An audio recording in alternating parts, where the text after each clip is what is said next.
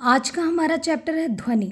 अब देखिए, ध्वनि का मतलब एक सिंपल सी बात है। ध्वनि का मतलब होता है आवाज़। आवाज़ कई प्रकार की होती है। जैसे देखिए, इस संसार में कई बिलियंस लोग रहते हैं। बिलियंस, हमारे इंडिया में ही बिलियंस लोग रहते हैं। तो सबकी ध्वनि अलग अलग होती है। हम देखिए तुरंत पहचान जाते हैं कौन क्या बोल रहा है, कौन है। अगर फ़ोन पे भी हम किसी से बात करते हैं तो हम तुरंत जान जाते हैं ये किसकी आवाज़ है। इसी तरह ध्वनि भी। अच्छा, आवाज़ को ही वैज्ञानिक भाषा में ध्वनि कहते हैं। ये जो आवाज़ होती है, जैसे मान लीजिए आप पन्ना पलट रहे हैं तो उसकी आवाज़, कुत्ता भौंक रहा है उसकी आवाज़, घड़ी की टिक टिक, वाहनों का सड़क पे दौड़ना, चिड़ियों की चहचहाहट, टेलीविज़न का चलना, या फिर दरवाज़ा बंद करना, या फिर सामान खिसकाना, ये सारी क्या है, आवाज़ है। तो आवाज़ को ही वैज्ञानिक भाषा में हम क्या कहते हैं, ध्वनि। अब सबसे पहले हम ये देखते हैं कि ध्वनि उत्पन्न कैसे होती है, कैसे उत्पन्न होती है ध्वनि। इसको जानने के लिए आप क्या करेंगे, इसमें एक प्रयोग बताया गया है कि आप एक रबर बैंड लेंगे और रबर बैंड के एक सिरे को हम क्या करेंगे, किसी दीवार से अटैच कर देंगे, किसी दीवार से बांध देंगे रबर बैंड के एक सिरे, और दूसरे सिरे को अपने हाथ में लेके आगे की ओर खींचेंगे। फिर जब खींचेंगे तो दोनों रबर बैंड बड़ा हो जाएगा और उसके बीच का जो सिरा है उसको पकड़ के अपनी ओर खींचेंगे। मध्य का सिरा को जब अपनी ओर खींचेंगे और खींच के छोड़ देते हैं तो क्या होता है, उस रबर बैंड में कंपन उत्पन्न होने लगता है, झंझनाहट, कंपन उत्पन्न होने लगता है। और कंपन से धीरे धीरे आपको एक ध्वनि सुनाई देती है जब उसमें कंपन होता है। तो इसी प्रकार एक प्रयोग आप और कर सकते हैं। कोई स्प्रिंग लीजिए, स्प्रिंग को अपनी ओर खींच के छोड़ दीजिए, जब खींच के छोड़ते हैं तो देखते हैं उसमें भी कंपन उत्पन्न होता है। तो ये ध्वनि का कारण क्या है, कंपन। इसका मतलब आवाज़ क्यों उत्पन्न होती है, कंपन के कारण। ध्वनि क्यों उत्पन्न होती है, कंपन के कारण।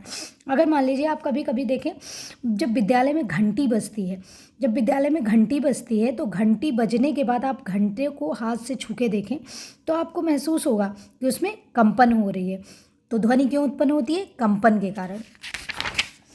चलिए हम देखते हैं विभिन्न वाद्य यंत्रों से ध्वनि उत्पन्न करने के उपाय। देखिए अलग अलग इसमें क्या बना हुआ है, ढोलक बना है, मृदंग बना है, तबला बना है, सितार बना है, गिटार बना है, वायलिन बना है, बांसुरी और शहनाई, ये सारी चीज़ें बनी है। अब इसमें ध्वनि कैसे उत्पन्न होती है, अगर ढोलक की बात करें तो ढोलक जो होता है उसमें दोनों तरफ हम हाथ से मारते हैं ना, इसको कहते हैं आघात करना या चोट पहुंचाना। तो ढोलक, मृदंग या तबला, तीनों में हम कैसे ध्वनि उत्पन्न करते हैं, आघात के द्वारा। कैसे उत्पन्न करते हैं, आघात के द्वारा। सितार की बात करें, गिटार की और वायलिन की अगर बात करें तो इसमें तार लगे होते हैं, तारों को खींच के ध्वनि उत्पन्न की जाती है, तारों को खींच के इसमें ध्वनि उत्पन्न की जाती है। अगर हम बांसुरी और शहनाई की बात करें तो बांसुरी और शहनाई में कैसे ध्वनि, फूंक मार के।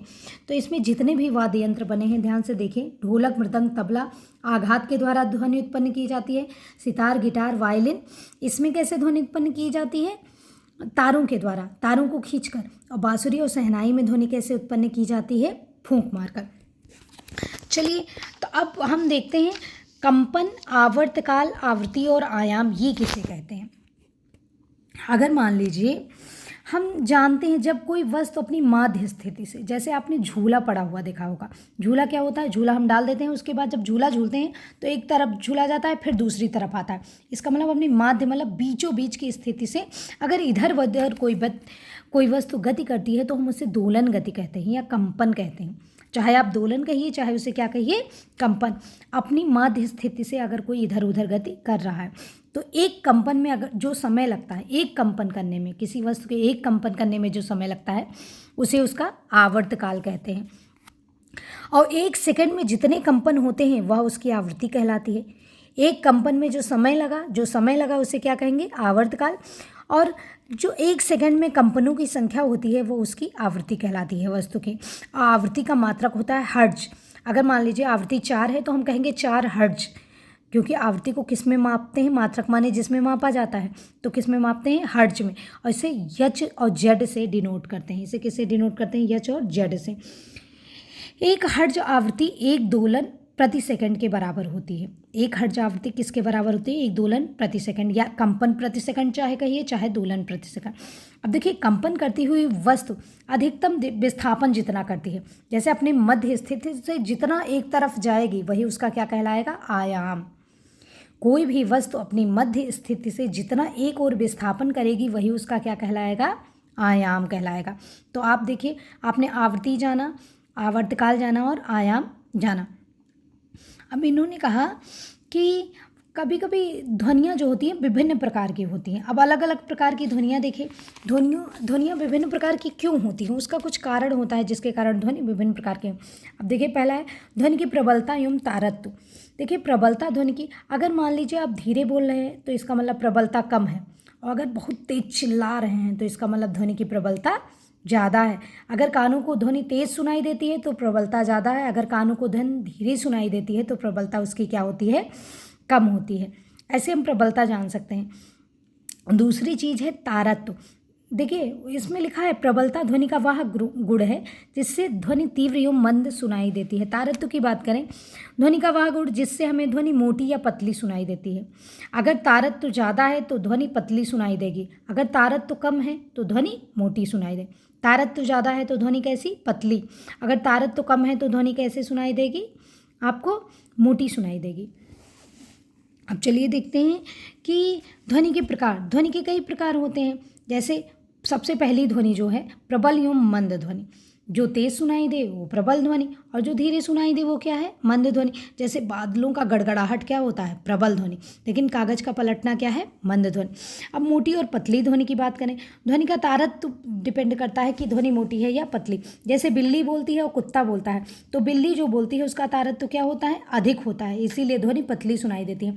जो कुत्ता भौंकता है उसका तारत्व क्या होता है, कम होता है। अगर तारत्व कम है तो इसका मतलब ध्वनि कैसी सुनाई देगी, मोटी सुनाई देगी।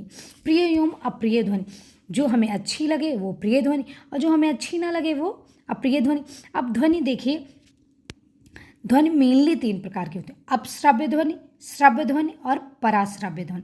सबसे पहले हम अपश्रव्य ध्वनि की बात करें, अगर यह 20 कंपन प्रति सेकेंड से कम आवृत्ति की ध्वनि होती है। अगर मान लीजिए किसी ध्वनि की आवृत्ति 20 कंपन प्रति सेकंड से कम होती है तो वो ध्वनि क्या होगी, आपकी अपश्रव्य।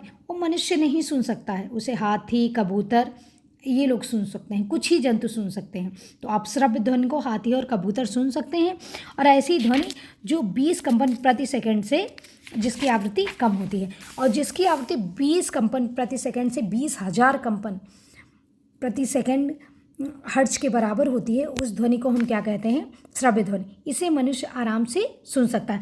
पराश्रव्य ध्वनि की बात करें, इसकी आवृत्ति होती है 20,000 हर्ट्ज से अधिक। इसकी आवृत्ति क्या होती है, पराश्रव्य की, इसे भी मनुष्य नहीं सुन सकता। इसे कुत्ता, चमगादड़, डॉल्फिन, मछली पराश्रव्य ध्वनियों को सुन सकते हैं। ध्वनि के संचरण की बात करते हैं। ध्वनि के संचरण के लिए हमेशा माध्यम की आवश्यकता होती है। जहाँ माध्यम नहीं है वहाँ ध्वनि का संचरण नहीं होगा, मतलब ध्वनि एक जगह से दूसरे जगह पर नहीं पहुँचेगी। सबसे अच्छा एग्जाम्पल अगर इसका जानना चाहते हैं, चंद्रमा पर। चंद्रमा पर क्योंकि वातावरण नहीं है, वहाँ पर ऐसा माहौल नहीं है कि ध्वनि एक स्थान से दूसरे स्थान तक पहुँच सके। क्योंकि ध्वनि के संचरण के लिए किसकी आवश्यकता होती है, एक साधन की आप कह सकते हैं, एक ऐसे उसकी आवश्यकता होती है जिससे ध्वनि संचरण होकर चल सके। निर्वात में ध्वनि का संचरण नहीं हो सकता है। देखिए, ठोस में ध्वनि का संचरण कैसे होता है। टीन के 2 डब्बे लीजिए, प्रत्येक डब्बे की तली में बीच में एक छेद। टीन के हमने क्या किया, 2 डब्बा लिया, और उसके बाद प्रत्येक डब्बे की तली में नीचे एक छोटा सा छेद करके उसमें धागा फंसा दिया, दोनों डब्बों। फिर हमने देखिए, ये चित्र देखिए, तली में धागा फंसा हुआ है और एक डब्बा को पकड़ा है एक लड़की और एक लड़का पकड़ा हुआ है। फिर हम क्या करेंगे, उससे बात करने की कोशिश करेंगे। डब्बे को 10 से 20 मीटर लंबा धागा फंसा देते हैं।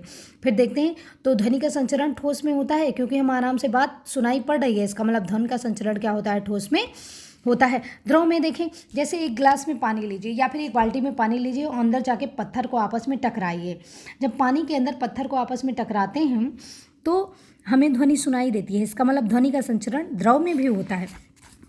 वायु में अगर ध्वनि का संचरण देखें तो वायु में ध्वनि का संचरण, जब कोई वस्तु वायु में कंपन करती है, मान लीजिए कोई वस्तु है वायु में कंपन कर रही है, तो कंपन करेगी तो अपने पास वाले अणु को भी कंपन करने के लिए मजबूर कर देगी। पास में रहेगा, वो काँप रही है एक वस्तु, तो बगल वाला भी उसके संपर्क में आके काँपने लगेगा, फिर उसके पास वाला, फिर उसके पास वाला, फिर हमारे कान के पास जो वायु है उसमें भी कंपन होने लगेगा, जिससे हमारे कान के पर्दे पर उसकी आवाज़ आने लगेगी। इसका मतलब ध्वनि का संचरण वायु में भी होता है। इन्होंने एक प्रयोग किया है। इन्होंने कहा एक मोबाइल लीजिए और एक ग्लास लीजिए, ग्लास के अंदर मोबाइल डाल दीजिए, उसके बाद अपने किसी दोस्त से कहिए कि फ़ोन करे। तो जब फ़ोन करेगा तो हमें आवाज़ सुनाई पड़ेगी। फिर हम क्या करेंगे, ग्लास के अंदर जो मोबाइल लिए हैं उसको अपने मुंह के पास रख लेंगे, उसका जो खुला सिरा है ग्लास का मुंह के पास रखेंगे और मुंह से अंदर की ओर उसे खींचेंगे। जब अंदर की ओर खींचेंगे तो ग्लास के अंदर थोड़ा सा वायु केवल रहेगा। जब थोड़ी सी वायु रहेगा फिर अपने दोस्त से जब फ़ोन करने को कहेंगे तो हमें फ़ोन की आवाज़ बहुत थोड़ी थोड़ी सी सुनाई देगी।